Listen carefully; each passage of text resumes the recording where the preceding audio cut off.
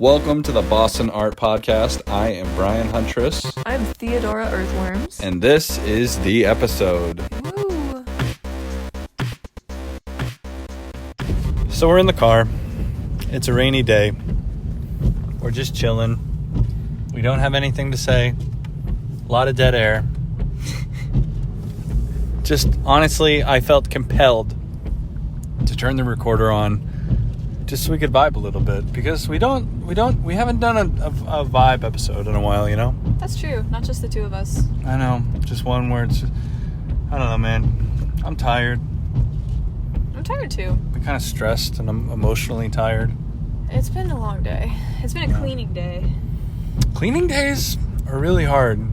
I don't know if the audience relates to this at all, but me and you do this. I'll talk about myself and not you, unless you want to chime in. But okay. Something that I do a lot is I just sometimes if I get behind, I'll just not clean or throw away any trash for like 2 weeks, and it becomes absolute fucking chaos. Well, the thing that happens... So stressful. That does sound stressful. The thing that happens for me isn't necessarily trash, because I have a cat and he rips things apart sometimes. But because of the cat, it's fur.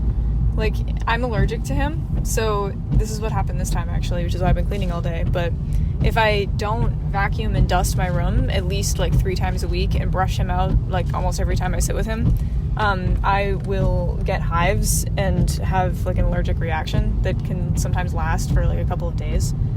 So if, like, I just started a new job and I've been really busy and getting used to my new commute, I haven't been on top of that as much as I could be. And it feels like all the, like, fabrics in my room, like tapestries, bedding, like my laundry and stuff, it just feels like there's dander and everything. And that might not even be true, but I just had to air out everything, open up the windows, vacuum, do all that. But it's, like, so much. Ugh. Yeah. But he's very cute and he's worth it, so. Congratulations on your new job. Thank you. It's a breath of fresh air. Do you think now that you have left your old position, we could talk about it and joke around about it, and discuss the wonders and chaos of your previous life? Maybe in a vague way. All right. Well, do you want to tell the big story, the main one? The one that happened when I first started? Yeah, the main story, like the big one. The big one. The big one. Are you talking about the bank robbery or the empath? The bank robbery. Basically, Theo's previous job was being a bank robber. It was short-lived. Not really. I'm in prison now. Yeah. No, I'm just kidding. I was a bank teller, though, and I got robbed. So, it's kind of the whole story. Yeah. It was really interesting because, like, it was, I guess, to go into, like, minor detail, it was one of the robberies where the person comes in with a note and says, like, the note just says, give me all the money now, or I don't know, whatever it says. Yeah. And it's the policy of almost probably every bank in America that if somebody does that, you fucking just give over the money. You don't ask any questions. You don't try to tackle the person or fucking chase them. You just give them the money, and then the police will show up and take care of the person, hopefully. Yeah. And hopefully nothing bad happens. And I think it's generally believed, I don't know if this is legally true, but I'm pretty sure it's believed by most that if you rob a bank with a note, that you won't get as in big of trouble. Which is ridiculous. If you did it with a gun or something. Smoked if you rob a bank. Like, yeah, if you get caught robbing a bank, you're pretty much donezo in terms of your, like the like freedom. Thing. And when you say if, like, you are going to be caught if you rob a bank. Like, I'm sorry, it's just going to happen. So. Yeah, I think the most prolific bank robbers and armed robbers in general that had a lot of success and did a lot of bank robberies. Like 1910. Not even 1910, but even just like 1990. The 1990s, early 2000s. Because I think the early 2000s post 9/11 world was when every single fucking business and street corner in America began having cameras. But before that, most places just like either had cameras or they didn't, or they were really low quality and were literally just on actual tape. Well, the thing is, it's not even about cameras anymore, because, like, I mean, I don't want to get into too much detail, because I don't really know, like, what the rules are about this, but who cares? We're in COVID world now. Like, oh, yeah. You can wear sunglasses and a face mask, and nobody will know who you are. Yeah. So, as long as you're not getting into a car with a visible license plate, like a dumb fuck, it doesn't really matter if they have you on camera. But there's, like, fingerprints, there's other people in the bank, there's silent alarms, there's, like, money that blows up in your hands with, like, shit you can't get off for 3 weeks. Like, there's just 7,000 different, like, practical, tangible ways, even besides cameras, that you will get caught. So people don't get away with that ever. But, I mean, I don't know, that I know of anyway. Hey, maybe they do, maybe they don't. But regardless, if you do it, you're not going to get, like, that much money, for one. Like, Yeah. You might get, like, $10,000, $20,000, which is a fuckload of money. But if you compare it to what might happen to you if you get caught, like, you might go to jail for, like, 10 years. Yeah. Like, that's not worth $10,000. Right? Yeah. Like, I don't know. Maybe in, like, I don't know, man. Whatever. Yeah, so that was fucking scary. Yeah, you were pretty rattled after that. It was weird. Like, I mean, I don't know.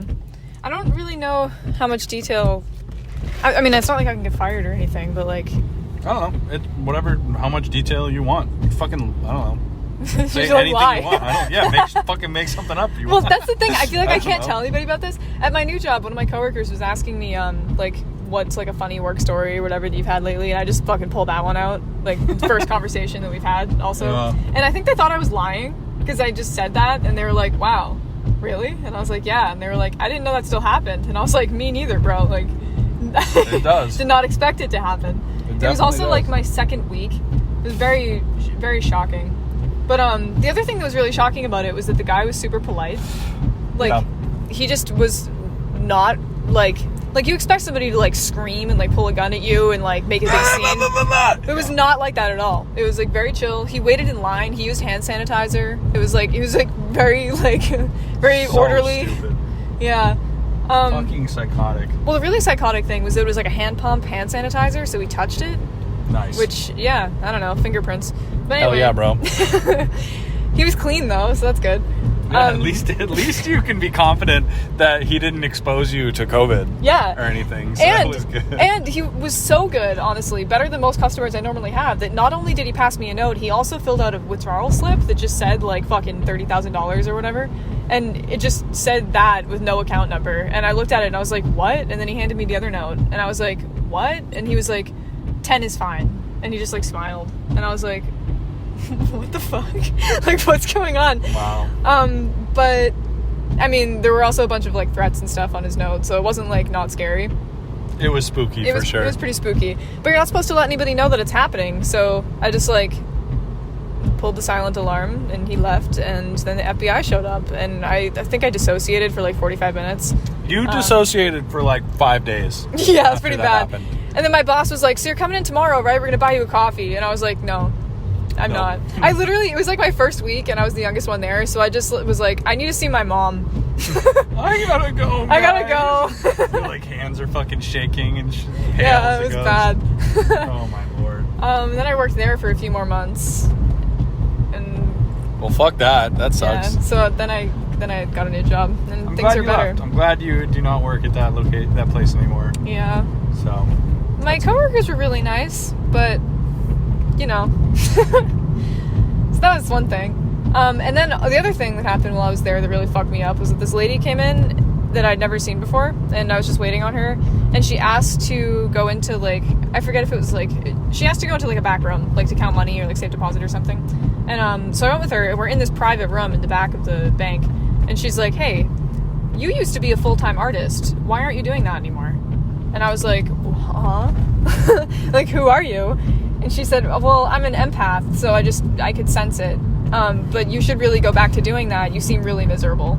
And I've never seen her before at all. Don't know who she was. And I was just like, oh, well, you know, I have a car payment, so thanks. That's rude. And I was really mad about it, but I quit my job within like a month, so yeah. I'm in the art sector now. See, when you told me about that, my first thought was, Stalker. I was like, that person, that sounds like somebody who knew you and was pretending not to know you and not telling you that, which I personally find really scary. Is probably in like the top 50 creepiest ways that you can talk to somebody. Yeah. Like, maybe isn't the most creepy, but that's definitely up there. Well, the thing was, say this was somebody that was like even just my age or like more, I don't know, dude. She was like my mom's age, very like kind. Other people in the bank knew her. She wasn't from my area.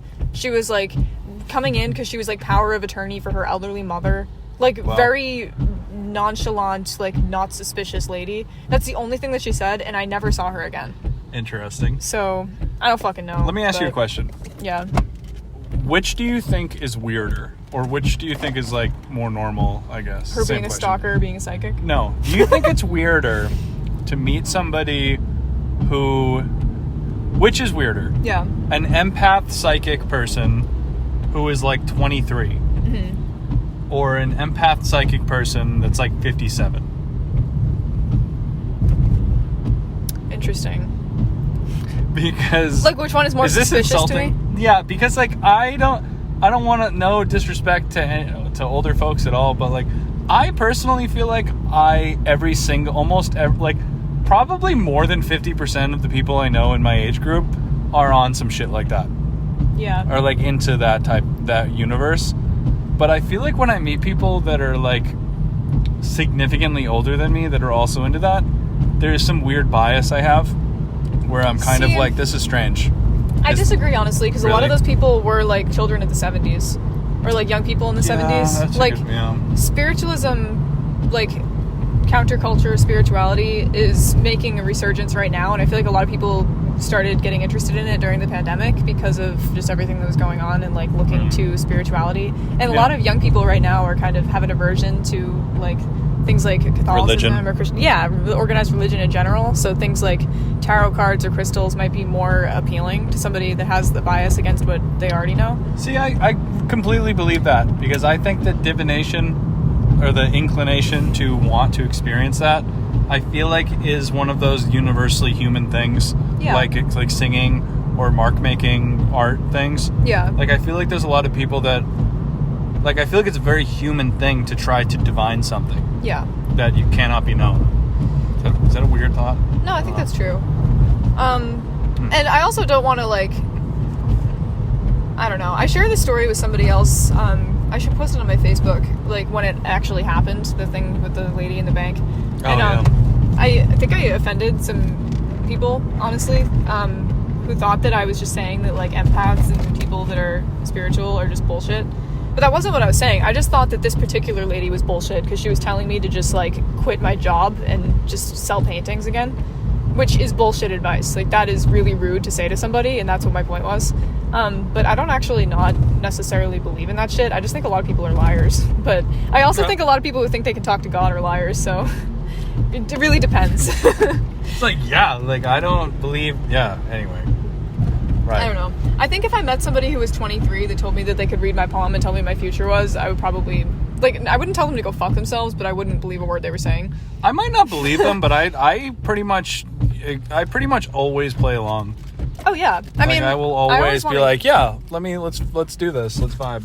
I usually like to hear what a person has to say when they offer something like that. Like in this example, the thing that fucked with me was that lady had, unless she was just making some kind of like snap judgment, she did say that one of the things that made her say that to me was that I was wearing Doc Martens.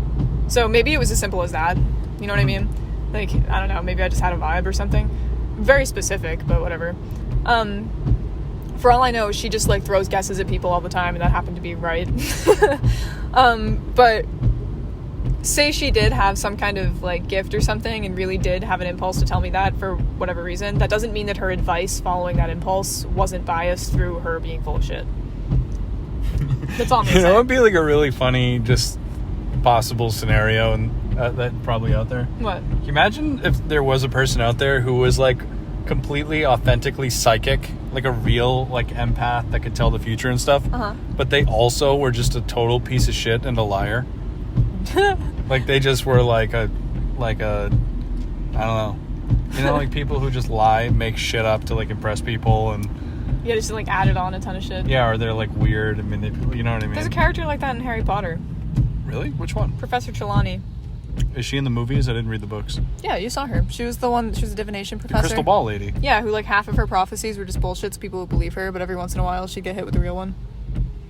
Oh, so that was like an underlying theme about her, is that she was like a liar? You saw the movies. Well, yeah, I That's remember. why Hermione hated her, because she used to just say shit. Because she was... Oh. Because nobody believed her that she could do it, so she used to make stuff up when she wasn't having visions. Oh. I don't even think I knew that. She told Ron he was going to die, remember? Yeah, but I guess I just didn't really read into that character. Oh. I didn't really think about it. That's fair. I was like, oh, wow. Crazy Cool. crystal ball lady. You know, just like NPC dialogue Fair. shit. Oh. Damn, this is off topic at this point, but... What do you mean off topic? I don't know, actually. I just realized as I was Are you saying that kidding there me? isn't What a the topic. hell does that even mean? God, I hate getting stuck behind people parallel parking on a main road. Just completely invade his space and make it really hard. I don't want to make him Go anxious. around him, you're good. I don't Go want him to around. think that I'm Just thinking go what I'm around. really thinking. Alright, he did it. Jeez, Good job. You had like 8 billion miles of room. Ooh, wet cement. Go around. Wet cement on the corner in my hometown. Okay, yeah, park. Let's go fucking vandalize it. That's an awesome idea. Let's go fuck up that fresh coat of part of cement or whatever the fuck. Also, a weird time to do that because it's been pouring all day. Yeah, it's raining. Fucking raining, idiots. Idiots. That lady's flashlight on her phone is on. Do you think she knows? Probably not. She's walking down the street with her phone flashlight on. Oh. But yeah, so, although I thought that lady was full of shit and I was really angry that she said that to me, because obviously I wasn't working at a bank because I wanted to. I was doing it because I had bills. I did decide that it wasn't worth it, and now I work in the arts again. Not selling paintings, but, you know. You know, once when I was 19, there was a period of time, actually probably from the time I was like 17, 18, all the way up till I was like 19, I pretty regularly went to this one place to get psychic readings, like all the time. Is it the place that I went to? Yeah. Yeah. Yeah, like I would like be having like emotional crises or experiencing like super bad like anxiety and personal problems, and I would go to this like stupid psychic shop and get like readings from like probably like crackpot lying people that were like just filling my head with nonsense, and I would feel better, and my life also continued to get worse throughout this period. And the only help I was receiving through all of it was basically palm readings. Damn. I think I was just really lonely and like sad, and my Graves' disease was also very highly untreated in an unregulated bad place. Yeah. So I was like pretty fucked up physically and mentally. And you were pretty young too, weren't you? Yeah, and I was just ripping psychic readings at this fucking place. Oh, to be I won't 20 say the again. name of the place because I still go there and I like those people, but the whole like psychic reading aspect of the place I don't like, because it's a store and a psychic reading place. I'm like really narrowing it down for everybody, but like I just did not like. There was one experience I had with the psychic reading where I went with a friend. Yeah. Long story short, we both got a reading from this person, and I went, got mine, was standing outside smoking a cigarette thinking about it while my friend was in there getting his. He came out, and I was like, yo, what did she say? Like, what did the person say? And he starts telling me, repeating everything she told him, and it was literally almost verbatim all of the same thing she had told me. Yeah. And I was like, fuck. Like, motherfucker, dude. Oh, that sucks. I felt wounded. I've only been one time, and I was so... You know this story. You were there. Oh, you're going to tell that story? Yeah. Do it. Same That was place. a fucked up week. That was... It didn't go well for me. Yeah, psychic readings. Don't fucking get them. They're not real. Alright, so... Unless they're real I to don't you. know. Oh, Well, I think they can be fun. I still think it was like it was an interesting experience, and I'd probably do it again, but with this story in mind. But I'm like, I was excited to go. I wanted to go. I've been thinking about it for like a week, and I wanted to go so bad. And I wanted to go to that place because you recommended it to me. Like, you did. Great. Yeah. And I was like, okay, maybe that would be good. I know you gave me a really bad review, to be honest. You basically said what you just said on the podcast, but I was like, fuck it, let's go. And then we went that one time, and then I got scared and I didn't go because I was really anxious about doing it for some reason. Because, I don't know, at the time I was going through a lot of transitions. It was actually right after the bank robbery. So I was trying to decide, like, what I wanted to do with my job. I was trying to decide if I was going to continue to pursue the arts. I never decided I was going to stop doing that. But, like, there was just a lot up in the air, and I felt really, like, tossed around career-wise and, like, life trajectory-wise. So I was thinking it might be nice to kind of seek guidance, I guess, and see what there was to hear. And I just thought it would be fun. Maybe the worst time to go do that is when you actually feel fucked up about things, though, I think. Because I finally go. The first time we went, I left because I was anxious. We went together. And then the second time we went, and I don't know if you remember this detail, but you really had to pee. So yeah. When I was at the counter, I was booking the times, and the person was like, oh, we have this time and this time. And I was like, but I would recommend going later because this one's right now. And I was like, oh, maybe we could do the later one. And I turned to you, and I was like, is that okay with you?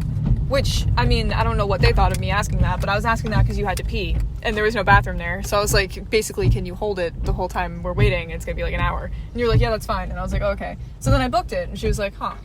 And I was like, huh. I was like, The lady, weird. she said, huh? Not really, but she just kind of, like, looked at me funny for, like, asking you. And I was like, okay, whatever. So I book it and whatever. And then we were, like, shopping around for a little bit. I go to the bathroom. You're waiting in the car. And then they call me up. And the person that I booked the appointment with was in the room with the psychic. And then they were just like, oh, are you ready? Like, that's so-and-so. And I was like, okay, yeah. And I came in. We did the interview. And the psychic is like, you have to break up with your boyfriend. And I was like, what? And she was like, they're cheating on you. There's somebody else in the picture. The cards are really saying you just want to be by yourself right now. I don't really know. Like, I think you really need to leave your partner. And I was like, what? She was like, Damn. what did you come here to talk about? And I was like, well, I really came here to talk about, like, career stuff, like, identity stuff. Like, is there something else that we could ask the cards maybe? And she's shuffling, and she's like, yeah, I mean, sometimes the reading, like, is this your first reading? Sometimes, like, it just doesn't, it's not connecting the way that you want it to, and you're supposed to tell the reader that, so let's just shuffle again. And she does, and she drops a card, and it's, like, reverse hangman or something. And she's like, ooh, yeah, I mean, I tried to ask the cards about your career, but they're really saying you need to break up with your boyfriend. Like, what the hell, dude? Yeah, so she's, like, really hammering that home. She's like, something's just not working for you. You miss yourself. You miss spending time by yourself. Like, you have this negative energy in your life, and you know that you need to do it, but you haven't done it yet, or whatever. And it's something that you worry about a lot, and you just haven't taken action. And I was like, what the fuck? That makes no sense. So I leave. And then, like, 3 days later, I'm like, the only thing that I worry about is that Brian secretly hates me. And then I just worry about that for like a week. And then I had a meltdown like a week later. No, yeah, you basically privately thought about that all the time, all day, every day for like 2 weeks straight. Not so stupid. Without, because like when you went and got the reading or something, I remember like I just came back to, I was like, she doesn't like you. I don't know. I feel like I remember you being like, oh yeah, it was whatever. And then we, like, just moved on and did something else. Well, I told you that she said that I should break up with you. Really? I forgot. Yeah, you were like, what? Oh, really? I forgot about that. Yeah. Shit. I don't know. Like, some of what she said, I was like, it was the same kind of thing where I was like, maybe, like when I do my own reading with tarot cards, like, at my house for fun, I don't really think it's, like, a specific narrative. I always just, like, try and piece together how it could fit to me based on the images in the cards, right? It's not like they fucking, like, send you a letter. It's like you have a couple of images that mean generally a certain thing. And if that applies, it applies. If it doesn't, it doesn't. Take it or leave it. But she's pulling these cards, and she's like, this specifically means that your partner is cheating on you. There's another person in the picture. You know about it, and you're just too cowardly to do anything about it. And I was like, that's really specific and does not apply. Nice. And she wouldn't back down from that. She was like, this is happening, and you already know. And I was like, all right, whatever. Do you think you could, like, drive up to a, like, different part of this location? I have to pee so fucking bad. You have to pee right now, too? I do. I drank a whole iced coffee like a dumbass. That's why you always have to pee. Because I'm always just, I'm throwing back iced coffees. Fucking peeing myself everywhere I go. Oh my god. As far as tarot cards go, I will say this. I like tarot cards. I think, here's a weird take that I think that I stand by. If God and the devil and religion and the Abrahamic fucking everything, if literally absolutely none of that was real whatsoever, prayer and mass and the sacraments and the Bible would still be helpful to people. Yeah. And like if fucking the Buddha and all this shit and spirituality and mana and all and the Dharma and Nirvana, if none of that shit's fucking real, all of those actions would still help people. That's true. If tarot cards literally connect to absolutely nothing and have no spiritual, like, it's not rooted in any reality and it's just a fucking game basically. If you know what all of the tarot cards mean and you have a nuanced understanding of writings about them or just some personal belief and meanings for the cards, and you do your own readings for yourself or for your friend, that is also helpful. Yeah. And I think you can get something out of it. But to like treat it as like some kind of like, I don't know. I think, let me say this.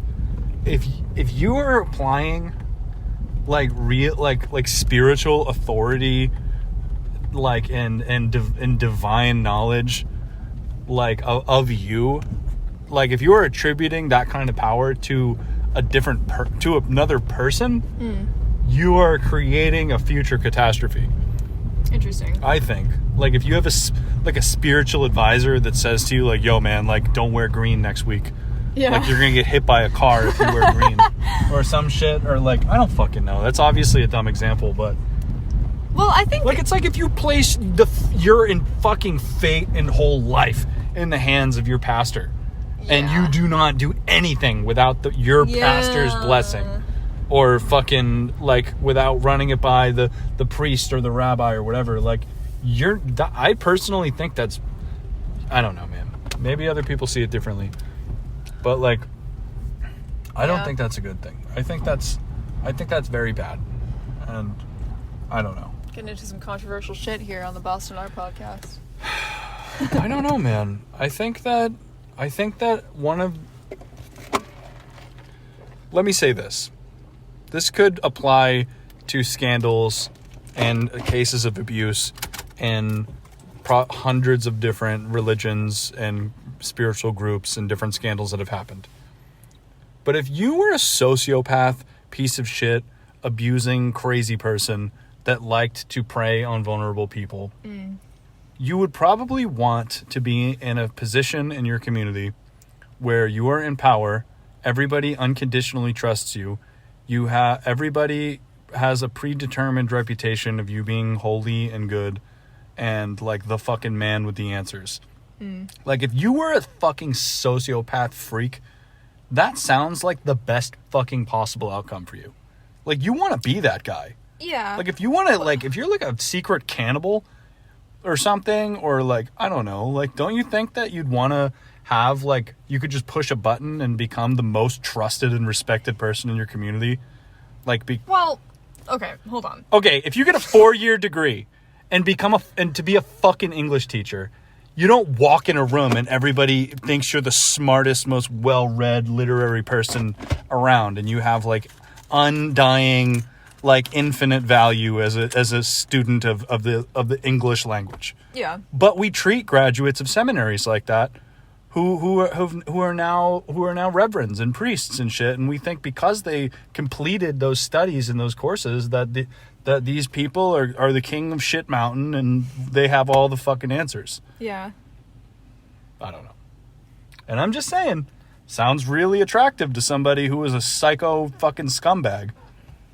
Wouldn't you want to push a button and just become... Anyway, never mind. I don't know. Sorry.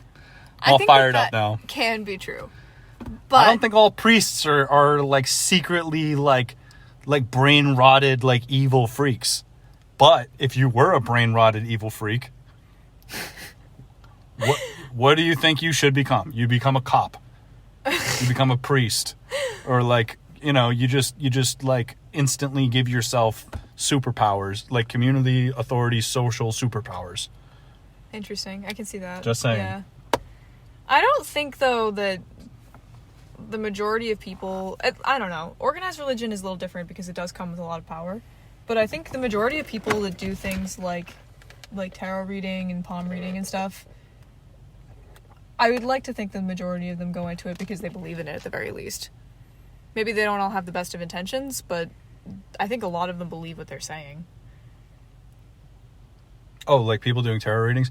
Yeah, I will definitely say, like to roll that back a little bit. Yeah. I don't think that people who do tarot readings at like a psychic shop are the same as like a predatory like religious leader or something. Like I don't think those people, like I think it's all pretty innocent, and it's usually just people that want to help their friends, and they have this specific belief system, and it vibes with the people who vibe with it. I think ultimately there's nothing wrong with that. Yeah, and I think the thing too with, I mean, I don't know. I come from like a sort of a religious background, so maybe this is just my perspective, but I guess it is my perspective, is that no matter what faith practice you follow or who, like what kind of guidance you're seeking in any kind of way, whether it's advice from friends, spiritual stuff, like religious stuff, whatever, you got to run it past your own conscience when you get feedback from anybody. Like, just make sure that you believe in the things that you're saying and doing.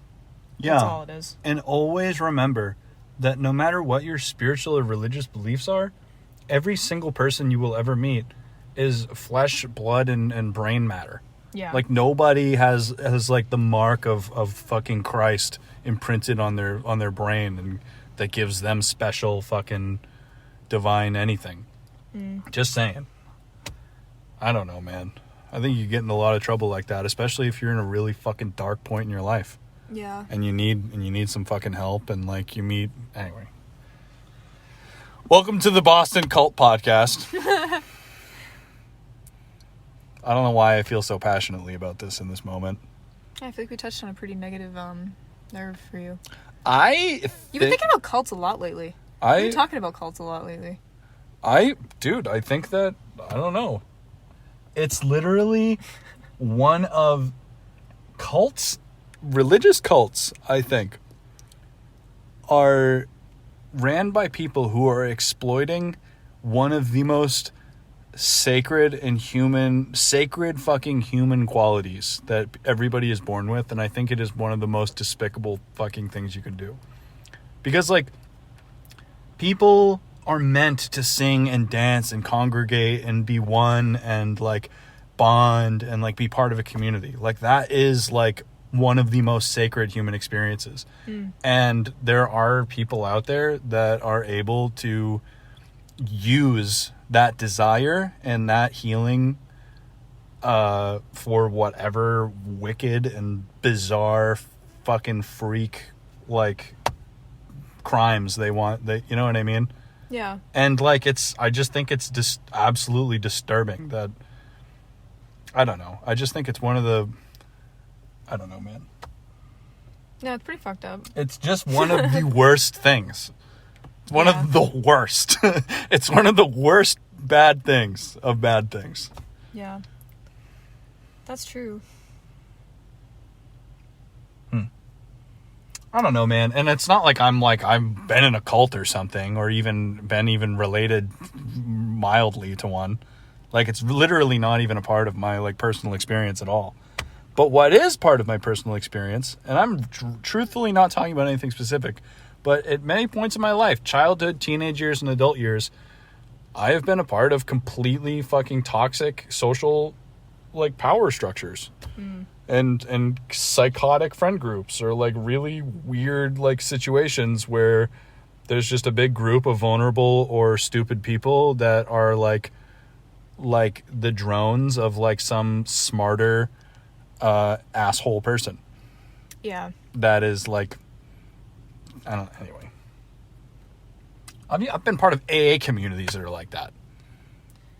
Yeah. Where there's just some king douche canoe that everybody fucking waits on and fucking help. Anyway. I'm mad and I have to pee. And I don't want to pause the recording. You're gonna have to. I want to keep going. Oh, you pee? Yes. Alright, commercial break. I don't think I can pee anywhere here. There's like people all over the place. I can't go further down. They're blocked off. That's okay. Maybe we could just leave the beach. Alright. We're at the beach, if anyone didn't notice. The waves look beautiful. The ocean looks very, very cold and green and gray overcast. We used to record at the beach a lot. The first few of our episodes were at the beach. Yeah, we've done some beach episodes. Yeah. So, now that we've covered all of that stuff about... You really want me to pause it? Come on. Really? All right, fine. Commercial break. Maybe I'll put some elevator music That'd be good. at this part. Fuck.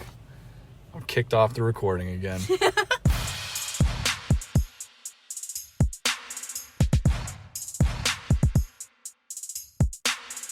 Okay.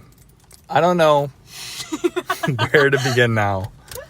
But I just want to say... Okay, so one thing I would like to clarify. I'm not... In terms of criticizing religion, organized religion, unorganized people doing their own personal practice, I have no beef with it. I think everybody is totally fucking valid and chill. Hell yeah. I don't know what the fuck I'm saying. I'm really botching this. But I'm not like, I don't know, man. I just want anybody listening to know that I have really strong personal opinions, but I don't have any problem with any specific group or religion or anything like that. And I especially don't have a problem with people that are just into tarot cards and shit. Because I'm into tarot cards and shit. Yeah. I think that shit's cool as fuck. I'm into it. I'm there. I also honestly love Catholicism. I love the aesthetics and the stories. I fuck with all of it, man. But I am a bitter and psychotic apostate, as one might say. Who's watched a lot of cult documentaries in recent months. Yeah, okay. So I go into true crime K-holes a lot, where I'm just obsessively, frantically watching shit like that with like high blood pressure, having nightmares about being murdered, watching true crime shit. It happens sometimes. TC holes. Yep. That's right. So, and I just found a place to pee, so I'm way less anxious now. Yep. I don't know what it is. I don't know if this is a experience other people relate to, but when I have to pee very, very badly, I'm not happy. I'm stressed out. I'm not cool. I'm not chill when I have to pee. Yeah, I relate to that. Do you? Okay. Yeah. I feel a little less alone. Do you feel like I addressed everything that I should address before we continue? Yeah. Okay, cool. I just wanted to make sure that you had peed and weren't upset. Okay, cool. Now that we've covered that, I think we're Thank good. you. Yeah, no, I'm fine. I think there are certain topics in my brain that if I am provoked into talking to, I will just get, it'll just be like, it'll just... An avalanche. It'll be an avalanche, yeah. Well, that's okay. I always want to hear what you have to say, but Thanks. I just wanted to make sure that we were on the same page. Yeah. Yeah, I think it's true, too, that, I don't know if you had actually said this, but I was thinking about what you were saying, that arts communities can be similar to that, in the sense that when an arts community is first started, it's started on the basis that you're sharing your lifestyle, you're sharing your belief systems, you're trying to say something with your work, you're kind of trying to reach each other on this like abstract like level that has a lot to do with, not always has to do with metaphysical, but has to do with like your abstract thoughts on human experience a lot of the time. Like that's what people are usually expressing when they show pieces, is like they have some kind of message related to their life that they want to portray, or a lens that they're looking at things through. Like that's what it means to get to know someone's visual art, right? Is to get to know their perspective and therefore their experience. So I think in creating communities like that, and then the subsequent, like when you have shows and you have winners for shows, or when you have people that attend a certain person's event more often than other people's, it becomes competitive, which goes into a really weird territory of like the people that feed into that, the people that don't. And then when you do, what are you really saying if you're like, you have this subconscious belief that your art is better than or worse than someone else's, you know? Like it can get into a kind of sticky territory when people lean into that and try and be like, I don't know. I feel like I don't know what my overarching point is, but I feel like I've talked about this in the podcast before, that I really hate the term scene. Different with music, but art scene. Like, I use that in a very loose way of, like, people that make art that I know. Like, when people say that they're, like, on top of the scene, or they're, like, popular in the scene, it's like, fuck you. But I would also say that music scenes are a lot more toxic, and it isn't music scene's fault. More so, I think that way because I think there's a billion different reasons, but one in particular being, I feel like it's way more normalized and socially acceptable to vehemently hate a specific type of music or musician. Like, if you think Machine Gun Kelly fucking sucks, like, it's totally okay to say the absolute worst things you could possibly say about that guy, and who cares? Like, that, you know what I mean? Yeah. Like, it just doesn't matter. And I think that has a trickle-down effect where it can kind of happen locally, where there might be a band in your community. You're not friends with any of them. Your friends aren't friends with them. You saw them play at a bar one time, and they were ass, and you make fun of them behind their back because it's okay to make fun of bands. And then I think that is like a slow cancer. Yeah. Where I think that kind of environment where, I don't know, man, I think it's... That is kind of fucked up. Like, if you went to an art gallery, even if you didn't know who owned the gallery, who the artist was, or anything like that, this isn't true for everybody, but maybe me and you, but if the art fucking sucked and you hated it, you wouldn't just say that. You wouldn't be like, this is shit. Yeah. Like, this sucks. Because there's also a pretty universal... Like, the beauty is in the eye of the beholder is a lot more of an accepted philosophy in visual art. Like, that's not well accepted with music. Interesting. Like, you know what I mean? If something sucks, like, a lot of people will try to make the case that it universally sucks. Yeah. You know what I mean? But it seems like you can get away with a lot more with visual art. I don't know. That's true. I think it's also... Like, it's kind of more of a sin for a lot of people. Like, behind closed doors, I don't think that's true. I think that there are absolutely a lot of situations where people would see something painting. I would fucking see a painting I didn't like and be like, that shit sucks, I hate that. I wouldn't in a museum. I wouldn't at a place where I thought the person would hear me, or where I thought that, like, I wouldn't do it in a context where I was saying it to anybody but a friend who wouldn't repeat it. Like, if I was talking just about that piece, I wouldn't want it to get back to the artist and have them think that I think they suck. Or that, like, they're not capable of doing something better, which I feel like there's no thought of that in music at all. And also, I'm not laboring under any delusions that my opinion on that piece is, like, the end-all be-all of the piece, either. Which, I mean, there are people who are art critics that will rip you to shreds. Or, like, if you've ever been in a college art critique, there are definitely people who don't fucking think that. But, I mean, it's kind of more of an asshole thing to do. Like, if you're the person in the crit that's telling someone that their art sucks and they should just, like, die, nobody likes you. But if you say that about a band and you can do it in a funny way on Twitter, I feel like that's kind of like, cool guy. You know what I mean? So I do see that. Interesting. Yeah, and I think that another thing too is that it's like there's also another thing in terms of art in comparison to music is that something that I've always believed about painting and music is that we could throw a rock and hit somebody that plays guitar. Yeah. You know what I mean? Like, the guy in that car over there probably has, like, a Les Paul and he can play a few riffs on it. Yeah. Like, everybody fucking plays guitar. And, like, and by that same token, like, there's a lot more people that are aspiring songwriters. Or, like, you know, everybody you know has probably written a poem. Yeah. At least once.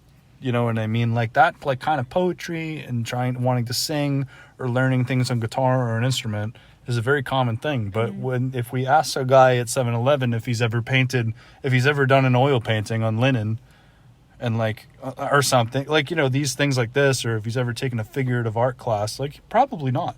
Interesting. Most people, I would say, probably not. A lot, definitely. It's not like it's unheard of. Well, I think that's also talking about layers of skills, too, because maybe everybody's picked up a guitar at some point and tried to play a G chord, but not everybody's written a whole song. That's true. Like, maybe everybody has drawn a sketch of, like, a superhero in middle school, but they haven't all done an oil painting on linen. I haven't done an oil painting on linen. Right. I've done maybe, like, 2. Yeah, it's like, there are tiers. Because linen's very expensive. There are tiers, you know what I mean? So, yeah. Like, I fucked around with guitar, but I can't play guitar. You know, there's a rapper named Freddie Gibbs, and he said in an interview recently that I was listening to that rap is the only job you can have where everybody listening to you thinks that they could do your job. That isn't exactly how he said it, but he was expressing the idea that if you're just some guy rapping, like, there's billions of dudes listening that think like, fuck this guy, I could fucking do that. Yeah. You know what I mean? You ever been to a party where some asshole's freestyling horribly while drunk? You ever been to a party and been that guy? Have you? I actually have done that, yeah. When I was like 14 or 15, I definitely drunk freestyled in front of a lot of people at in someone's parents' house. That's kind of funny. It's really bad. You don't want to be that guy. I was at a party one time. It was at my house, actually. It was 5 years ago. And there were some drunk guys freestyling, and they were playing just YouTube beats on their phone. And they just stopped, and they were like, Theo, go. And I was wicked drunk, and I was just like, go fuck yourself. And I walked out of my own party. And then I came back 5 minutes later, but I refused to do it because I was so embarrassed. Nice. Not because I thought I would be good at it or because I wanted to make a scene, but I just was if I'm going to be a spectacle right now, it's not going to be because I'm rapping. It's not going to be the reason. So I left. Damn. You ever just randomly in the middle of a podcast episode start to feel unbelievably self-conscious about what you're saying? You feel self-conscious right now? I do, yeah. Now I do. After the monologue about cults you just had? You think I should feel self-conscious about the cult monologue? I feel like you were saying a lot more real takes than you are talking about freestyling right now. Oh. I feel like you're chilling right now. Oh, I'm okay? Yeah. I'm good? You shouldn't have been embarrassed I don't at sound any stupid? point, but no. You're not even expressing anything controversial right now. You just said you freestyled at a party once and you were 14. You feel weird? No. It's okay. Okay. You're good. I'm freaking out! You're all good. We all love you. Love you too. Everybody and you. Everybody. Thanks. Thanks, everybody. Thanks to all 30 to 50 people on a given day. Woo! We're killing it this episode right now, I think. So, what's the only thing that you think about every single day for the past 3 weeks? Going back to college. Really? Yeah. Oh, yeah, wow. I've been thinking about getting an art history degree. Baller. Who knows if I'll do that. I was thinking about going back to school for psychology a few months ago, and I applied, and I haven't heard back, and now I changed my mind. So. Yeah, I went on the same wave with you where I was like, man, I should do that too. So I went back to Massasoit to figure out what was going on, because last time I was there, I fucked up my financial aid and my standing as a student. But I found out that was all stupid, and I was wrong about most of that, and I'm still a student in good standing at that college. Yeah, you didn't fuck it up that bad. Yeah, I failed a bunch of stuff though. I one semester. I failed 5 classes in one semester. Yeah, one semester in 2015. The last one. It's not a big deal. You had A's in all your other semesters. I saw your transcript. I had A's in my studio painting class. Yeah. Community college. Fine. Who gives a shit? You get an A if you show up. Did you know your GPA resets when you get your associates? Oh, yeah? Yeah, all that shit gets wiped when you go up for your bachelor's. I honestly don't even want to fucking do it now. I was all hyped up for doing it at the time that you got me all hyped up to do it back then. But that's gone now. 2 months ago. That hype died. 2 months ago. I'm on some other shit now. My only interests are TikTok and Instagram Reels. You should get a marketing degree. Do you want to know a secret? Social media marketing. Do you want to know something, Theo? What? I, every single day, am on the internet or alone making content on a daily basis, thinking, if I just do this hard enough, if I just do enough of these, I'll have, thousands of dollars. Or I'll start making, $2,000 or $3,000 a month because I make content. And I feel like that's an embarrassing thing to literally be really aspiring to, and literally working as hard as I can to achieve that. Yeah. And I don't want to tell anybody that is what I'm actually hoping for, because I want to just maintain the illusion of spontaneity and it's just what I do and it's not about anything like that. But I delusionally truly believe that if I do work hard enough, that it'll just work out. And that I won't have to go to college or anything like that. I feel really exposed right now, but hey, someone's got to do it, if I literally just melt my fucking brain making shit and promoting, then maybe it'll just work out.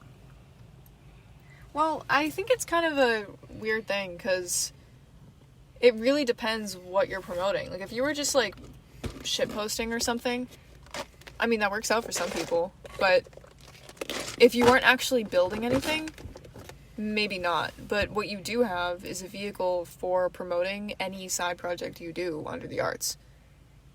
You Maybe. have, like, Yeah. what, 100,000 followers on TikTok right now? I guess. You had a gallery show recently, posted about it, and a ton of people came. Like, you have basically, you're building a megaphone. If you weren't working on anything else, if you didn't have a skill that you were promoting through that, maybe it wouldn't be as worth it to be focusing on it so much, but you can't really lose with that.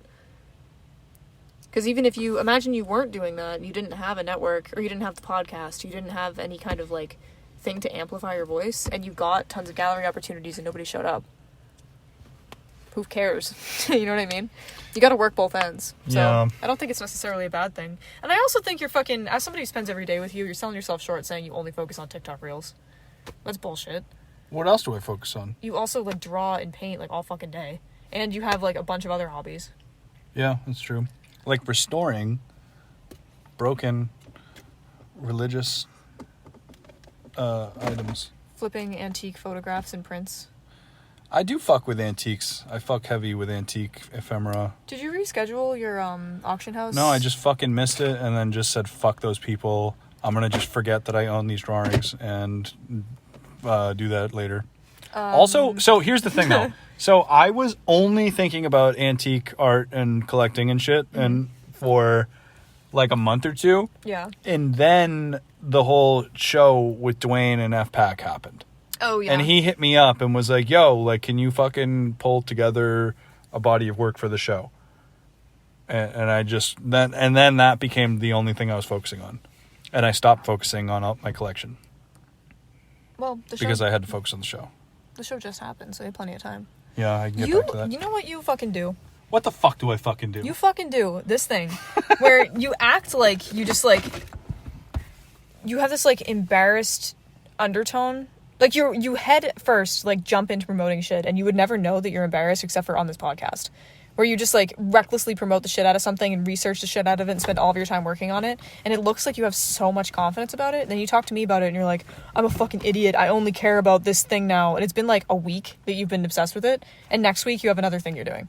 And it's like you actually just have a very diverse range of hobbies and you work really hard at the things that you do. But you think that you're just a fucking moron that just, like, lost their track of life. Well, but it's not true. Like, you're doing fine. I feel like that. But, dude, it is really legitimately emotionally painful to promote. Yeah, I really completely believe that. feel that. It is, like, emotionally, like, it literally hurts. It's embarrassing. Because, and, like, I feel like I have enough experience, like accidentally manufacturing cringe content about myself. Like public embarrassment. Like, I have enough public embarrassment experience to have a pretty good idea of what not to do. And Interesting. And I feel like what's been working for me is not hubris and not arrogance, but just being like, just literally being completely sincere. Yeah. You know what I mean? Not being like, you know, I don't know. Actually, this is a dark road. Huh? I feel like just mentally, but like, Okay. I just feel like the thing that makes me feel like shit about it is that I just feel embarrassing because I have so many people on my Facebook and Instagram that are just people that know me, that are like my friend or like my cousin or like my fucking uncle Tom or something, or like my grandparents. And like, I'm not like, it's not like I don't want to just be somebody that everyone knows that's just like a fake micro influencer that's just constantly trying to make money off my friends and family. But that's the thing that you are missing here is whose voice is that's in your head right now? I don't know. Because your Mine, friends I and guess. family support you and want you to do well. Like, nobody's looking at you like you're like some random asshole that's just like trying to hawk your mix CD. Like, it's fine. Oh, no. It's Yeah. fine. And if there is somebody that's in your personal life that wants you to fail and is looking at your post and be like, fuck this asshole, blah, blah, blah, block them. Well, Literally, yeah. like, who? I do. I'm do giving you block this advice, people. but I mean, good. That's the thing, is like, anybody that knows you at this point, like, you've been doing this shit for what, almost 10 years? Oh, you mean like trying like music and Music and art and promotion online? I am in my 9th year of seriously trying to promote content online. Yeah, it's very late in the game to be worried that someone thinks it's gross. It's fine. Yeah, I guess so. With that said, I don't think I've posted it on my Instagram in like 2 weeks, but I have changed my tune though in terms of a few things. Like for anybody listening that's interested in marketing art too. Yeah. I want to take back everything I said about manufacturing outrage. Oh, I forgot about that era. Because I was doing that. I was on a kick. That was a bad era. Of manufacturing psychotic, angry backlash against my art. And it was not good. It did not help me. It fucked up my mental health. And I think I only scratched the surface of the bad that can come from that. Yeah. And I only say that because I've learned... Okay, so I watch a lot of like just random video essay people online. And I watched 2 recently about... So one about this TikToker who basically climbed to the absolute heights of sponsorships and attention and brand deals only to focus on hate comments and blowing up hate comments and responding to people. And this person accidentally made themselves... I don't know what the fuck I'm saying, actually. This is so stupid without actually having any of the details. Hey, stop. But this person did what they were doing, what I was doing. But at like a really but with millions of subscribers. Oof. I mean, not subscribers, followers. Yeah. On TikTok. I wish I knew this person's name. But basically they became like an easy layup dunk for like people. What ended up happening is a trend started to form around this person where making call out videos and dunk videos on this person became a trend. Oh, yeah. Where because she would respond, flip out and make like 50 videos about people that called her out. Who was this? I can't fucking remember, dude. I mean, it's happened to so many people, though. A really good example, honestly, somebody she's like kind of a meme at this point, but for this reason, is Trisha Paytas. Yeah. Like, outrage influencers are not... Like, people don't follow them because of what they make. And I think that's what I'm saying about your platform, is like, at this point, you've kind of settled into your niche, as far as like TikTok and stuff goes, where I don't think you come across as somebody that's trying to sell shit. Like, that is a nice side effect if that happens. But you come across as somebody that wants to talk about art. And people follow you and engage in your comment section and watch your videos because they like that. And because you're making shit. Like, you have actual substance that you're building off of. It's not just like memes for the memes, you know what I mean? Yeah, I feel so anxious right now. But I think I decided recently, I think you're right. You're right about everything you said, actually. Do you want to stop micro-focusing on your TikTok career right now? A little bit. Okay. But I think what I decided recently, because I think I've thought this type of thing many times of just trying to decide what I actually even want. Yeah. And I think, I don't know, man. I think the only value that I can truly add is just if I can, with my ideas, and you too, with the podcast, if me and you can make other people feel good about themselves and feel more creative and be creative, successfully creative. Like, if we can do that, we're making the world better. Yeah. And hopefully. I think so. I mean, like, it's not like we're trying to encourage people to like fucking make the world a worse place. Right? Like, people, I don't know, man. In the best case scenario, we make the show where we just do what we do and lead by example, not as some type of moral bullshit or how to be a good person. None of that stupid shit. I'll talk more about that if you want. But like the idea, like, I think that we're just like, if we can lead by example, like if other people are trying to figure out how to be a better artist or more interesting ways to think about art and art making, and we can give that to them, that's a good thing. Yeah. That's fine. Think something that has been... I've been trying to focus on this in all areas of my life, not just like podcast and stuff that I put out, but also just in the way that I speak and interact with other people. But I think I have a tendency, which I notice a lot on the show because I'm being recorded, obviously, and I hear it again later, which has been really embarrassing for me at times. But when I'm stressed out, or when I'm anxious, or when I feel like what I'm saying is stupid, or like I don't feel confident in it, I get really pissed. And I get really negative, and I just say what I hate about whatever we're critiquing, or like argue with points or whatever. And like sometimes I do that for fun, but like you can tell when it's different. I know you know what I mean. But I don't really like that, and I've been trying to focus on, you know, when they say like if you don't have anything nice to say, don't say anything at all. Yeah. I don't think that's always true, but I think if you can finish your points, like what they say in crit, if you're going to criticize somebody, end your comments with something you like about the piece instead of ending it with something negative. Yeah. Like, try to keep things on a positive slant, or a neutral slant at least. And I've been trying to do that in general with everything that I say in general. So I feel like there's a lot of situations, especially thinking about art and artistic development and talking about confidence and promotion, where kind of like with the outrage shit, like there's so much negative shit that you can say about anything, but for anything negative you can say about any piece that somebody makes, or any technique or style or trend or anything like that, there's also something nice that you could say about it, or just a neutral observation you can make, or some way you could draw a comparison to something else. Like, you don't have to just say what you don't like about shit, because there's plenty of people out there that are already doing that, and I don't think it really adds anything. Like, saying something sucks is like funny, but it doesn't necessarily make anybody think about anything in a new way, or really make you feel good when you're done, you know? So that's what I've been trying to focus on, is like only putting things out there that I feel not necessarily proud to have said, but I don't feel shitty about saying when I hear it again later. Which seems very basic, but it's hard to do. Yeah, because I think a lot of the times that we've said negative things, it was funny. Like, we said a bunch of like wacky, crazy, like fake hot take stuff. Which, don't get me wrong, I will do that again. Right. But I don't know. I should probably chill a little bit. No, I don't know, man. I don't know.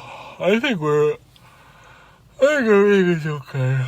Well, something that's interesting too about being like, I don't know, maybe I shouldn't even generalize this to gender stuff, but like in my experience being a feminine presenting person, and just like the ways that I've lived my life in the past, I feel like I haven't felt super empowered in creative spaces a lot of the time to say shit that I don't like. Like, if somebody's saying something to me or giving me feedback that I know is bullshit, a couple of years ago, like before the pandemic, people would come up to me and like fucking explain my own art to me, tell me that I was selling things to the wrong prices, like ask me for shit for free, like just walk all over me basically, and I would just kind of like smile through it and be like, oh haha, because I didn't want to be a bitch. And I think I kind of like 180'd on that, and for a while, once I got past acting like that, started being just like ruthless.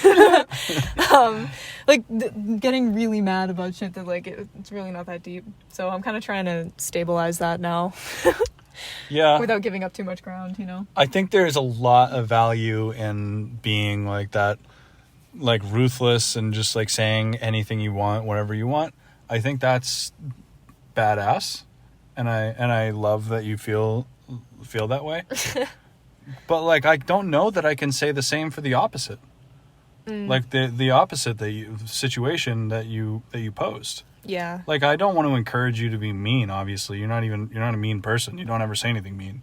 It's not what I mean at all. But like, maybe it's more not necessarily a question of changing, but of refinement.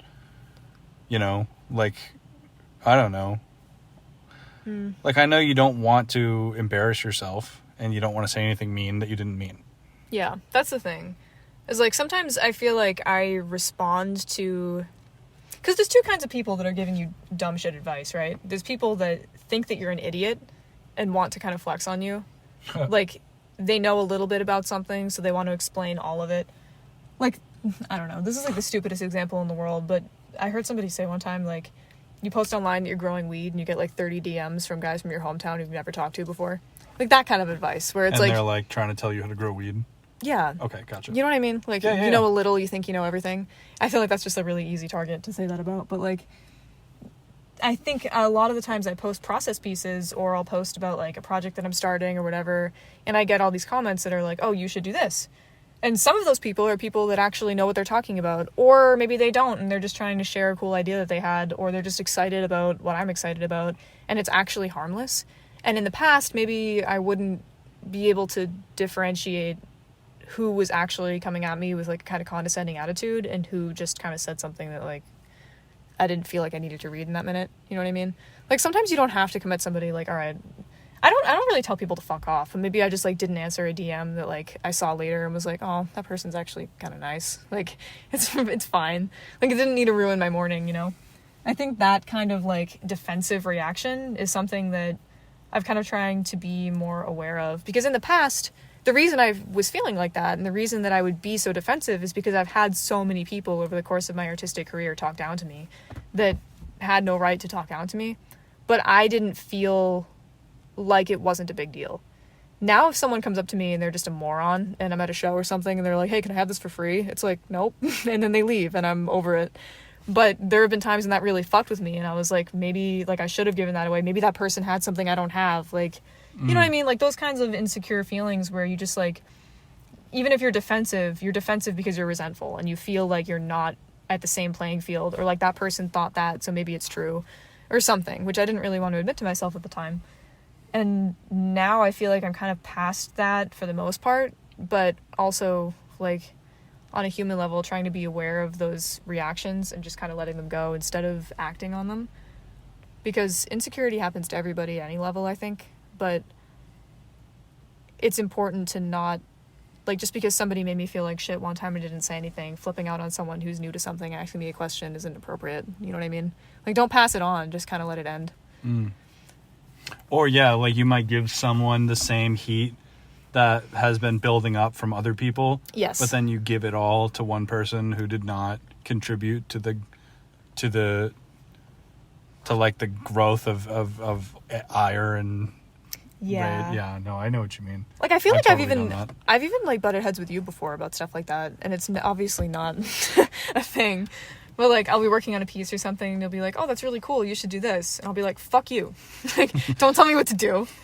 And it's like, it's so stupid because I don't actually feel like you're doing that, but I know that impulse isn't coming from our actual dynamic. It's because you're someone that I feel like I can say things to. And I felt in the past like people have given me that feedback because they thought I couldn't really do it. Or I feel like some kind of like sense of not having control of my own project, or like, oh, now I have to do it this way because you said that, or whatever. Or like, I can't do it my way because now you know my idea and you thought it was dumb, or, you know, that kind of stupid shit. And it's like, I think that's been my big thing I've been focusing on lately, which is also kind of why I haven't been posting online as much, because I feel like I've been trying to get more confident and comfortable with my confidence in my own voice. Because I have always felt, like, not to be, like, a douchebag, but I kind of always felt like I'm kind of good. Like, there's never... Art? Yeah, like, at least for my age group. Like, even when I sucked, I felt pretty confident about it. But... You are good. Thank you. But I think, so when I say that I'm trying to learn confidence, I don't mean that, like, I need people to, like, tell me that I'm great. Because, like, I don't know, whatever. But I think the thing that I'm talking about is kind of... not having to prove that to anybody, or not having to go out of my way to be like, I don't know. You know what I mean? I think that confidence, like, I don't know, man. I think it's like confidence is so much more complex than just recognition or receiving recognition, because like it's kind of like how some of the most beautiful people in the world think that they're ugly. And it doesn't matter how many people tell them that they look nice. Doesn't mean they're going to believe it. And it doesn't actually it also doesn't mean that's what they need. What is that, an alarm? Yeah. Oops. Oh, like it also isn't like that. Yeah. That isn't what, sorry, I'm distracted. That isn't what that person is looking for. They don't need to be told that. Yeah. I guess, sorry. I don't know what the fuck I'm saying, but like I'm trying to regroup my thoughts. Sorry. It's okay. I guess I'm saying that like, insecurity doesn't... Never mind. Nope, I lost it. I don't know what I'm saying.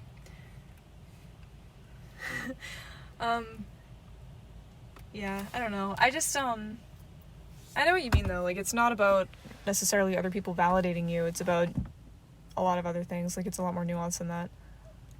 Because that's kind of what I mean. Like, I feel like a lot of the times I've been trying to prove that I either don't need validation or that I deserve it, and that people that, like, don't give it to me are stupid or something. But it's not really about that. It's kind of just about, like, really knowing that confidence in the way that I don't have to have any kind of reaction to anybody saying anything about my stuff.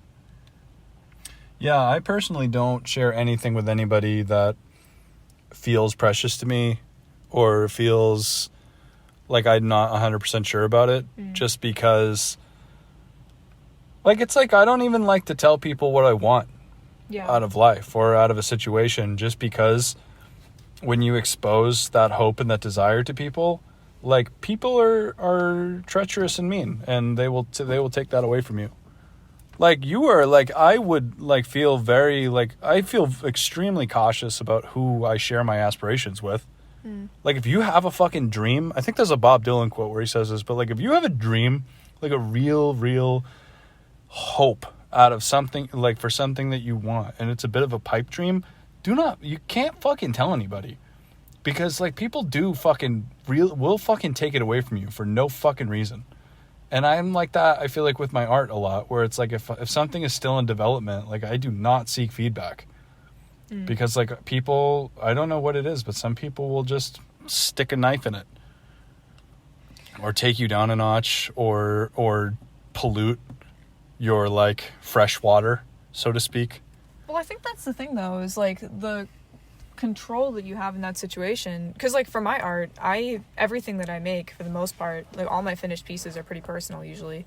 Like, there's not really anything that I can share that isn't vulnerable, unless I share it way later, which sometimes I do. But if I finish a piece, even if it's just, like, a sketch, it's usually pretty obvious, if you know me at all, like, what it's about. Like, that's just the kind of art that I make. So I feel like I go back and forth between sharing a lot of it and sharing none of it, which can be kind of hard depending on how sensitive I'm feeling about that feedback.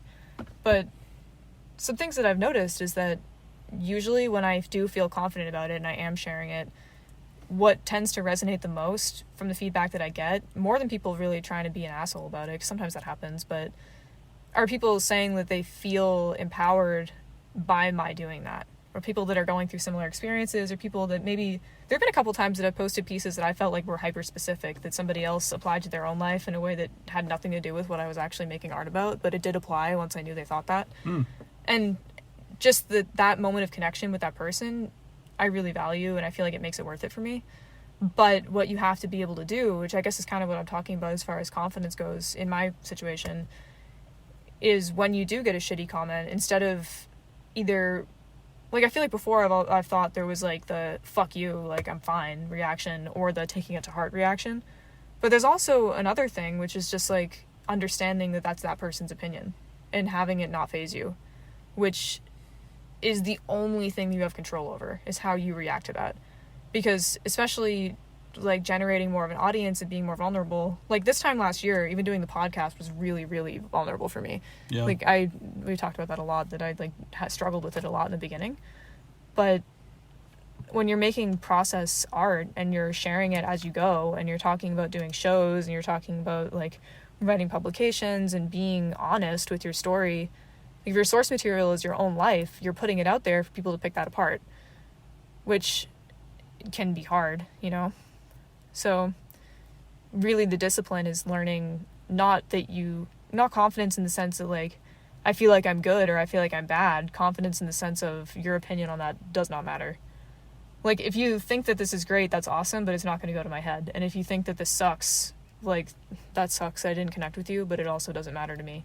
I'm still going to do it either way. I identify with that a lot, because something I feel like I've been thinking about a lot lately is that I feel like the only way I've learned how to successfully defend my soul against, like, toxic waste, like, hate comments, Yeah. or just shitty feedback from people in my life, is to forfeit the happiness of praise. Interesting. Like, you know what I mean? And like, applause. Because it's just, like, it's kind of like people used to, like, it's like if you take credit for every good thing that happens to you, like, you're also, like, your same logic, like, You're taking responsibility for the bad things too. Yes. And it's just like, That's interesting. I don't know, like, it's kind of like people used to say that about Trump, where like during his presidency, every good thing that happened to the country, he's like, I did that. But then like something horrible happens and like, he's like, yep, Obama. That's from Obama's presidency. Yeah. Do you know what I mean? Like he was just a total fucking sycophant narcissist about it. Yeah. But like, what was I going to say? Like, but, and I feel like there's a kind of element of that inside of me where it's just like, I don't know if it's me, I'm being authentic to myself if every time somebody tells me I'm fucking amazing and the most smart, best artist in the world, that I'm like, yeah, they're right. I am that. And then somebody says like, this sucks, or like you could have done better or something. And then I look at that person and I'm like, fucking loser. Yeah. Like you're an idiot. Like shut the fuck up. Yeah. Like I don't think I should like do that. I don't think I should tell people they're a fucking idiot, even if they tell me I suck or something. Like maybe I should lay off. But also I'm kind of wondering personally if I should also kind of ignore the person who told me that I was like a demigod or that I'm so amazing. Well, I don't think it's necessarily a matter of ignoring that person, but I think it's what you take from it. Because like if you're taking it word for word that like you're the best person in the world, that might feel really good, and that's like, I don't think there's anything wrong with that. But what you're really hearing from that person is they connected with your work. Yeah. Because who is that person? What is their background? Like, are they saying that your work, like if you really break that down, like what does that mean? Does it mean that your work is really technically skilled? Does it mean that it meant something to them in that moment because it was about something they're going through and it hit them the right way? Does it mean they thought that your style was cool? Does it mean, like, if it's on TikTok, did they like what you were saying while you were drawing? Did they like the piece itself? Like, there's 1,000 things that comment can mean. And the same thing with a hate comment, and all you can really take definitively without having an at-length conversation with the person about the piece, if you really got the opportunity to do that, which would be really anxiety-inducing, honestly. But is that piece hit them in such a way that they felt the need to comment. And that's true for the person that's hating on you and the person that isn't. Like, not to be a total douchebag about it, but didn't, like, Nicki Minaj say something, like, a while ago that was, like, maybe it wasn't Nicki Minaj. I feel like I saw, like, a Nicki Minaj edit that said this on it, actually, so who knows. But, it was, like, hate me or love me, you're still thinking about me. Oh, yeah. Like, I don't know. The point of it is that you're connecting with that person, that they're having some kind of reaction, positive or negative, to your work. And if you see that happened, you've done your job. And what they think about it is their personal experience. Yeah. Which is a lot easier said than done. I do not think about it that way. Yeah. But that's what I've been trying to focus on, because if someone hears something that I said and thinks that I'm a douchebag, that feels really scary and anxiety-inducing. But think about it another way. Like, this is your work, right? This is a fact of nature that you're going to continue to do what you do. When I'm at my job, like, I've had bosses before. I had a boss, like, a year and a half ago. I had this job that I worked really hard at. I was pulling extra shifts at. I was, like, doing my best to be the best and, like, taking extra training time, like, doing everything that I could. And I had a boss tell me, I clocked in 3 minutes late one day because there was traffic. And she was like, I just want to give you some feedback in front of my other employees and coworkers and stuff, like, just on the floor at work.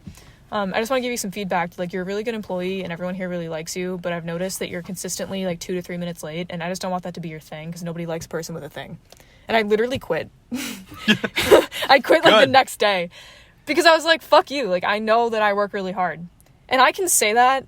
I know that to be a fact about my work ethic and about my character at some stupid bullshit job that I don't give a flying fuck about, to be honest. But I was working really hard at it because I can say about myself that I'm a hard worker. You are. But when someone says, your art sucks, I'm just like, yeah.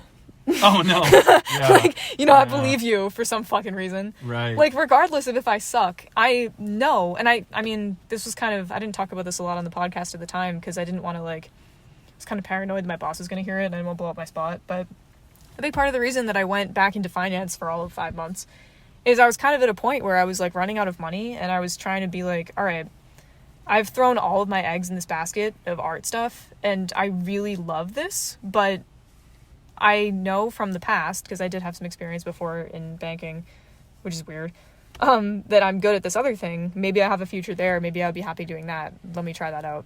And I immediately found out that no, I do not, and I need to be in the art sector, which now I know for a fact. I've tried, like, 1,000 different jobs in the last 2 years. I'm back to where I started, and I now have the certainty that this is what I'm going to do. if people think that I suck at it, like, I'm gonna keep doing it, so who gives a shit? Like, maybe I'll just continue to suck at it for the rest of my life if that's what people think, but I don't know. It's not really about confidence in the sense of, like, whether or not I think I'm good. It's confidence in the sense that I'm just gonna keep doing it, and I'm not gonna slow down because of XYZ person on TikTok. I completely agree. One thing, too, there's a million different reasons why you personally should absolutely not think that you suck. Thanks. Like, there's so many reasons. And maybe me too. And one of them Definitely I'll me tell too. you right now that I've been thinking about a lot recently. Once again, as a fucking disclaimer, I'm absolutely not talking about anyone or anything in particular. But, dude, me and you have met a lot of people Yeah. with a lot of artistic resources and a lot and friends in high places and fancy ass studios and fancy fucking places, the bougiest of the bougiest with money fucking dripping out of their noses, like, and God bless 'em. all of the recognition and the fucking that they could want. And like probably like 99% of that art in those circles sucks. Oh. I'm not even fucking, I don't even feel bad. I don't even fucking feel bad. I'm not talking about anybody associated with this podcast at all either. Yeah. Like, just people out there in the world, dude. There are people in studios that cost as much as fucking houses Yeah. that are baloney. Like, that suck, no fucking substance bullshit. Yeah. That, like, will not have any historical or cultural endurance in the It's test of fucked up time. to say that somebody's art sucks. Well, I'm saying, like, if those people are just doing it because they can, and Yeah. like, dude, if I had millions of fucking dollars to just throw in a fire, I'd have a fucking studio in Manhattan.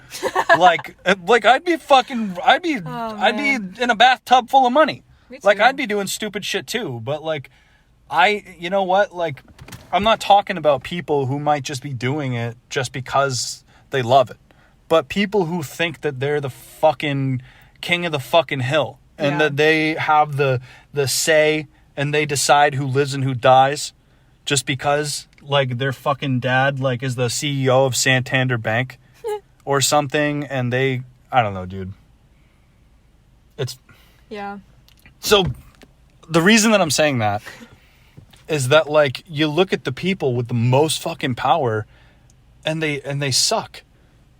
And it's just like that, maybe you could look at that and say life's not fair, but you could also look at that and be like, damn, like, I could take a shit on this dude. Like, my shit is so much better than this person or something. Or like, if we're looking at it competitively, I clearly am making superior art. I don't know.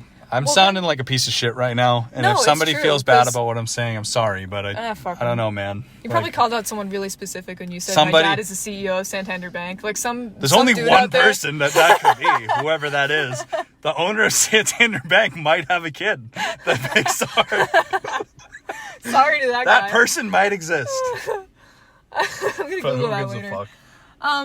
But no, seriously though, because I think what it comes down to at that point, which is the fucking thing that I think about this all the time, and I've written about this, and I think, honestly, I'm gonna start writing articles or some shit about this, because I feel like people don't talk about this part of it enough. Do it. That's where it becomes like a spiritual kind of thing for me. Not to sound like the biggest dickhead in the world, but like does. Because then why are you making it? What are you making it for? Because that's how you measure success, is against what parameter. Like, are you doing it for financial gain? Are you doing it because you want recognition? Are you doing it because you're trying to express something? If you're trying to express something, what are you trying to express? Are you, like, a graphic designer? Are you trying to work for a company that you believe in? Are you trying to be a freelancer about it and sell your work to as many people as you can? Are you trying to sell your work to certain clients and make as much money as you can? Are you trying to be in museums and in history books? Are you trying to just sell to local cafes and support a good cause? Like, there's 1,000 different reasons that somebody might be making art and 1,000 different measures of that success. So it's kind of hard to even say that, like, somebody's shit sucks, because it really depends what they're in it for and what they're trying to accomplish. There is no measure across the board. And it's like, it's really easy to get down on yourself because everybody wants to make money, you know? Like, I'd love to be able to fucking do what I do all day and not pay rent, which is where you come to the rub of it, because at some point we all opt into the money part of it because we have to. But I'm doing what I've set out to do regardless of what anybody thinks of it or who sees it. If I made art every single day until I died and nobody ever saw it again, I would be closer to my goal than I am currently, because right now I work and I don't draw every day. Like, I don't know. It really depends what you're making it for. And that changes throughout your career, I'm sure. It's changed for me 1,000 times. It's been the hardest part of all of it. Because before, I thought it was about making money, which is why I went back into finance. Because I was like, if I grind for 5 years and just do this 60 hours a week, and I just sacrifice that time in art making and just draw things in my sketchbook, I will eventually, in 5 years, have enough money that I could work 2 days a week and then take everything from my sketchbook and make them into paintings. And then I realized after like 3 months of being fucking miserable, that wasn't going to work for me, because that's not how that works for me. But it might work that way for a lot of people, and power to them, because it seems like a good game plan. On paper, financially, that's a great game plan. But for me, it's a catharsis thing. It's a way of grounding myself. It's a way of expressing myself. It's a way of processing things in my own mind. Like, I can't skip 5 years of that. That would fucking end it. You know what I mean? So it wasn't viable, which is why I'm back to where I'm at. And making less money, probably have less, like, fucking, I don't know. Don't want to curse myself by saying career potential, but, you know, there's reasons why. You know what I mean? What are you going to say? I'm sorry. Oh, I was going to say that kind of, and, like, that brings me back to my literal, like, psychotic hopes and dreams that, like, you know, I'll only share with you. And I honestly don't even want to know what you think about them, because I don't want it to crush me. But like, dude, like, can you imagine, like, just like, if this podcast or anything that we do actually could provide even like a minimum wage job's worth of income? Yeah. Can you imagine making like $12 an hour off of this podcast? But the thing is, though, I really, with every fucking like fiber of my being, every shard of bone, believe that is possible. Yeah. I really think that we are on the precipice of like building, I don't know, something. Even if it didn't become like any, like, even if it never reached a gigantic audience, like, I think that there's just something like that we're just on the edge of. And I know that there's like things we could do, like we could try to get maybe some of our listeners that love us so much to donate money to us or things like that, blah, blah, blah. Like, but I don't even want to do that yet, because I think that there's more. Yeah. Like, I think, like, there's a reason that we're not trying to like get money all the time. Yeah. Through this. And it's because I think that there is some kind of transcendent path before us. And here's the thing, that is on too, the horizon. Like, if I'm going to make money off of this, I don't want to take money from people that are in the same boat as me. Huh. Like, I know that most of the people that listen to us are in... Actually, maybe this isn't even true. I haven't looked at our analytics in a while. But I know a lot of people that we've connected with anyway, because of the podcast, are working, like, at least 35 hours a week. Their art is their main passion, but their side hustle. Like, there's not a lot of money to go around. And I don't want... Like, if you have money to give me, that'd be awesome. I'm not going to fucking say no to money. But if it's, like, 25% of your free money for the week, that means a lot more than $25 of somebody's, like, couple thousand they just have sitting around. Like, if there's people out there that are donating money to the fucking ICA and MFA and whatever, like, I'd rather take money from those people if they're willing to offer it, or willing to get grants, or, like... Can you imagine? But that's the thing, is, like, people do. Like, that's not unheard of.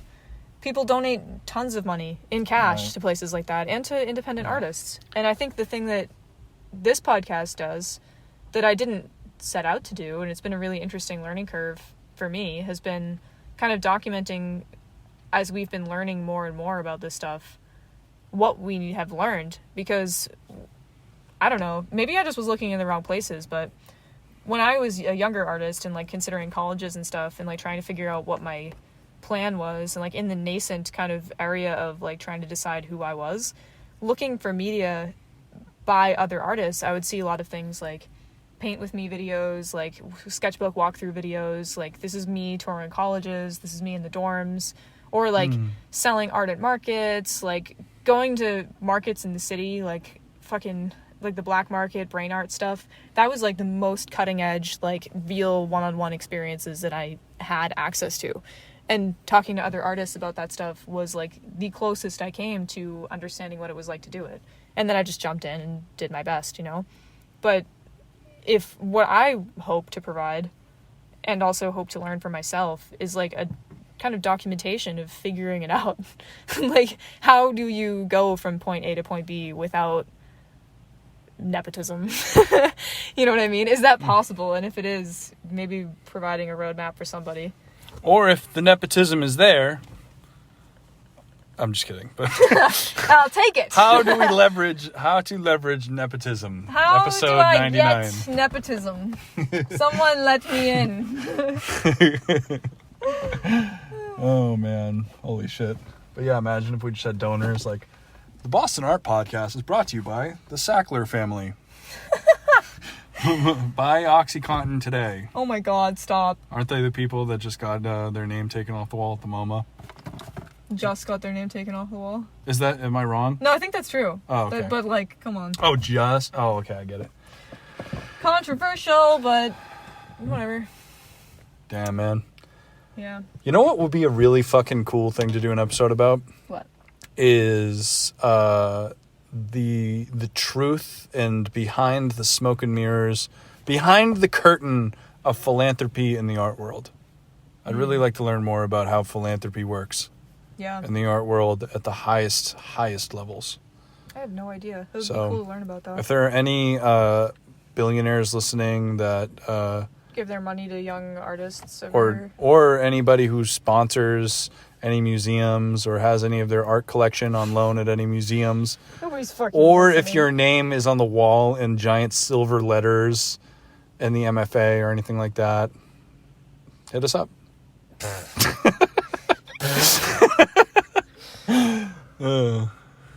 Yeah. God. Or you know what would be sick is talking to somebody who curates or is the gallerist for a corporate art collection. That would be cool. I was reading about that one time. There are corporate art collections in like massive like companies, like Google probably fucking has one, where like they will have art galleries on their company campuses that are only accessible by their employees. Yeah. On the campus. Which is like, I have multiple perspectives so strange. on that. I would absolutely put my work in to do that because I'm sure you get paid, but also you get fucking guapped out. Problematic. Yeah, dude, art consultants that sell art and loan art and have art sharing programs with big businesses. Yeah. That's a thing. Maybe Dwayne would talk to us more in detail about that. That could be interesting. Anyway, this was a fucking really interesting episode. We do good episodes at the beach. I feel like you haven't really like I feel like that we caught you in rare form. Like, I feel like you really went in on this one. I've been feeling like you always do good, but you fucking slam dunk this one, I think. Well, I've honestly thank you. I appreciate that. But I've been thinking about art every day again, which is really nice because that was the main thing about my old job. Like, I don't want to talk shit because it was a good job. I was being paid fairly. I liked my coworkers. It was fine. Other than like the whole robbery thing, that was kind of fucked up, but that wasn't anybody's fault. But I'm not a finance person. Like, They were there because they think about finance and they think about money and financial stability, and they enjoy doing that stuff. They enjoy coaching people through that stuff. And I enjoy knowing about that. Like, I liked learning and I liked the opportunities it presented for personal growth in myself. And that's still something that I'm passionate about and I like. I like helping people sort through problems, but that wasn't what I wanted to be thinking about all day. And I wasn't getting input. Like, I think I really benefit from being around people who, I don't know, the word that's coming to mind is just like buzzing about the same things. But like when you lean over and look at what your coworker's looking at on their browser and it's like an artnetnews.com article about some like art scandal that's going on right now that you had no idea about, and they're sharing their views with you on it, and you look it up and you learn about it too. Or like, I had a really long conversation with my coworkers the other night. It was a slow night. We were talking about Wikipedia has a learning library on how to submit documents. You know, they have a free educational program on how to become a Wikipedian. And it's like, there's like 30 they're not videos. It's like you have to tap through them. They're like slideshows, like Khan Academy style. They're like 35 minutes to 40 minutes long, each one of them. And you have to go through all of them to become fully versed in Wikipedia. And then you can submit your own articles and submit them for peer review. There's like a whole peer review process for how Wikipedia works. We were really getting into that, like how to submit a document about like an artist that you know or something. And what's considered legal to submit, and like how you submit like a letter saying that you're like affiliated with this person so they can review it. Like just like, I don't know, I just feel like the conversations that I have on a daily basis are more relevant to my interests, which means I'm thinking constantly, not just when I'm at work, but on my way home, like on my lunch, when I'm at home in my bed, about stuff that I'm passionate about. And before, there was just not enough brain space. You know what I mean? Like if 50 hours a week are spent thinking about stuff that isn't relevant to me other than to make money, I might as well make the same amount of money or a little bit less, kind of doubling down on my time. So I feel like I've been in better shape artistically, even if I haven't been producing as much. High five. Thanks. High fives are one of the most lame ass things you can ever do in cool moments. No, but yeah, that's fucking awesome. And I'm you've been here the entire time, but glad to have you back. I have felt a into little this, absent. into this headspace that you were in. Thank you. If you want, I don't think the podcast know this, but I fired you from booking interviews. I forgot that you did that. Yeah. For a period of time. because we were so deeply stressed about booking interviews. I was so mad at you for doing that. And the podcast, and between everything we were doing, that I eventually had to use my my veto power to say, all right, no more. It was so funny though. Let's just shut this shit down. If we have interviews, I'll organize them. It was fully like, what is the word I'm looking for? Not performative though, but it was like purely symbolic? Just, yeah, it was purely symbolic because neither one of us booked anything in that time. Well, that was the thing, is I said, I'm going to book them Actually, now. there was an interview. We did like 2 interviews. One of them you booked and one of them I booked. Since you said that, I haven't thought about it at all because I didn't try to book anything, and now I'm back and... I haven't booked anything. I'm a horrible booker and guest liaison. I haven't done it at all. That's why I do it. Well, I like it. Would you like your to have your mantle back? Oh, you're rehiring me now? I'm anointing you once again. Oh, thank you so much. Re-anointing As the CEO of this fucking podcast. No, you're not the CEO. Oh, I'm the CEO. Yeah. No. CEO bossing our podcast.